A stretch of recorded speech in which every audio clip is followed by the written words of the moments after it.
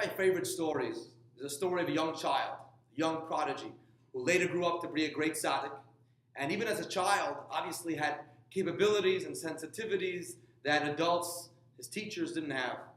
And they were once studying the Talmud, Tractate Shabbat, where the Talmud discusses a scenario. If someone is traveling in the desert, and after, good old days, there were no watches, and after, 1, 2, 3, 4 days, maybe a week or two, they lose track of time, they lose track of the days, and they don't know what day Shabbat is. So the Talmud asks, what does someone do when they're in that situation? When do they keep Shabbat? They really have no idea. Is today Friday? Is today Shabbat? Is today Sunday? At which point this young child picked up his hand and he asked his teacher innocently, how is it possible that someone does not know when Shabbat is? Because on Shabbat, the heavens look different. Now obviously this child had a sensitivity and an experience that his teacher didn't have. Because in Judaism, Shabbat, or any holiday for that matter, is not just a day that Jewish people decided, today is going to be a special day.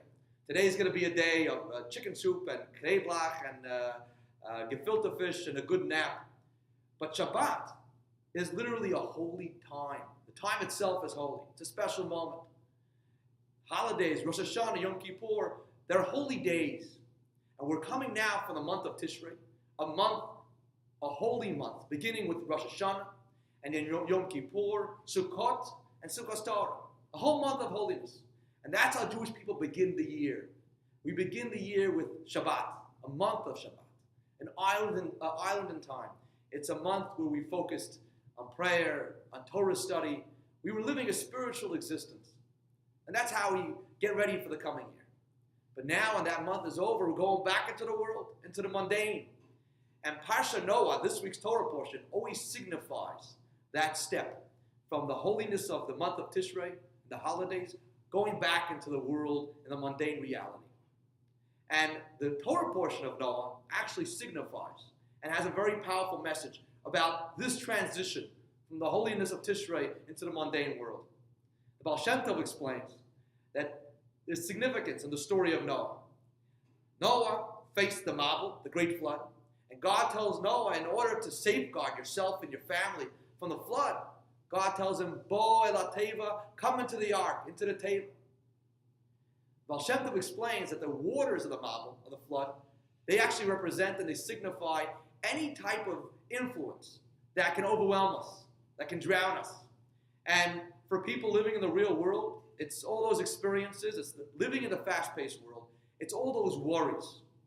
How am I going to pay the next bill? Am I going to get that client? Are they going to return my phone call? You got to stay on track with things, and things are really quick. Things can overwhelm us. We can get drowned and lose focus, lose sight of the reality of life, lose sight of the ball, and get completely lost and drowned and overwhelmed by the waters of the flood. Says the Baal Shem Tov, God told Noah, you know the trick to stay afloat? You know the trick not to let yourself get overwhelmed and drowned by all the many waters of the flood? God told Noah, Bo el teva, come into the ark. Teva, the Hebrew word teva, means word. Says the Baal Shem Tov, God was telling Noah, come into the words. We have to create for ourselves. Best is if we can do it once a day, or at least once a week. Those special moments of Shabbat. Those moments when we step out of the mundane and into a special, godly, spiritual moment of Shabbat. We step into the words of prayer, into the words of Torah, into a holy reality, into a holy domain. And we have those special moments of Shabbat. And we step into that holiness, into that holy existence for a few moments every day or once a week.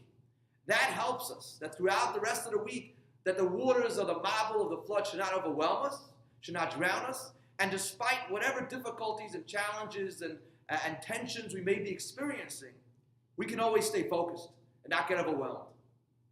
And as we step into the Parsha of Noah and into the world, back into the water, out of the month of the holidays, it's our job to think about that message. And make sure we have those Shabbats, those special moments. We forget about everything else. We turn off the cell phone and the computer, and we focus. It could be a few moments, but it's moments of focus. It's moments of living in a different reality, whether it's lighting Shabbat candles, in those moments, living the spirituality and the holiness of the mitzvah, or studying Torah, joining a Torah class, or coming to services, and we live those moments. And that lifts us into a different reality.